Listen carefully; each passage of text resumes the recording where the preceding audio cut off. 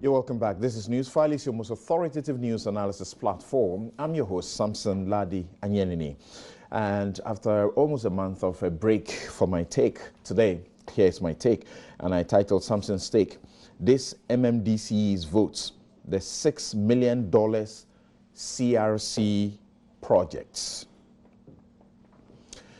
July 2014, I wrote the article, CRC Report, Cabinet's Coup d'etat, CSO's gaffe, condemning the cherry-picking white paper, accepting some 90% of the CRC's recommendations for changes to the Constitution. I slammed government for subverting the collective will of the people with that illegal and unconstitutional white paper. That's how government lost popular support for the project.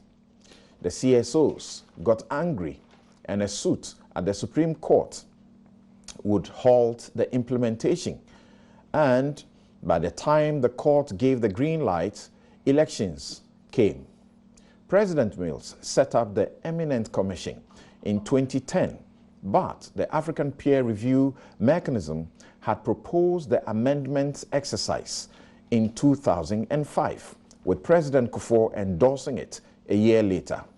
Nana Akufo-Addo had also been speaking passionately about overhauling the 1992 Constitution.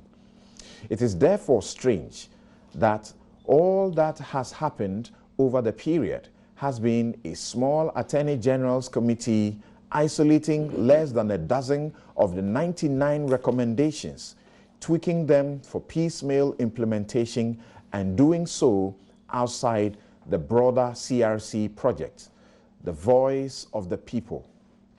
This week, I joined Professors Audrey Gajepo, H. Kwesi Prempeh, Raymond Atuguba, Madam Clara Berry, and others to demand implementation of the over $6 million investment in a 1,000-page CRC report, arguably the biggest socio-political database Ghana ever had. The CRC, during a period of 2 years, held consultations in all 170 districts, held over 57 sessions, received over 83,000 submissions for transforming a political constitution to a developmental constitution. The citizens in whom sovereignty resides, springs, and on whose behalf all powers of government must be exercised, were unanimous in demanding a legally binding NDPC National Development Planning Policy. Government rejected this noble demand. Their demand for MMDCEs to be elected was varied, and it is now further diluted with a referendum in December to make what the Constitution, for very good reasons, commands must not be partisan, as if we haven't had enough of the unproductive, destructive, nation-wrecking partisanship. Citizens demanded MPs must not double as ministers. We have decided to not tie the president's hands to appointing majority of ministers from Parliament, but rather hand him the choice to pick ministers while making qualification to be MP the core eligibility criteria in this exercise.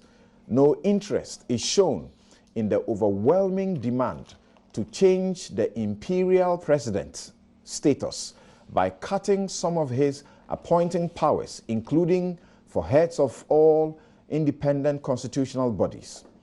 I invite citizens to join the CSO election community of practice and learning to push for quick and holistic implementation of the CRC report. That important and expensive document must not continue to gather dust. We collectively, unanimously acknowledge the problems of this constitution, including its creation of an imperial president who may have to invest his 4-year term executing the bizarre task of appointing all the thousands of office holders with liberty to saddle poor taxpayers of a country surviving on loans and aid with 112 ministers. That's by way of my take. It's on myjoyonline.com. Let me welcome my guests for this morning's discussion in two parts. We're looking at the status of the economy, the verdict of ISE. Are they right? Are they wrong? What lessons can we pick from there? And of course, they are looking to be able to shape and influence the budget of 2020. How will they be successful in doing that? And then the second segment, we are looking at the closure of the Nigerian border and how it's affecting even Nigerians seeking to do business and Ghanaians who are also seeking to do business. And in fact, Ghanaian traders are stranded, and government has a delegation that's been pushing since August to try and get them some help. How is that hurting local trade? My guests for the very first segment of this session, of this news file, you may want to call it economics file, are Abdul Malik Kwekuba, co-editor-in-chief of the New Crusading Guide newspaper, Dr. Ebu Texan, senior lecturer and program coordinator, Economic Policy Management Program, Department of Economics of the University of Ghana. Kweku Kwating, his MP for Boise West and Deputy Minister of Finance. Also here in the studio is Seth Tekpe, former Minister of Finance. Gentlemen, good morning and welcome to Newsfile. Good morning. Great, great.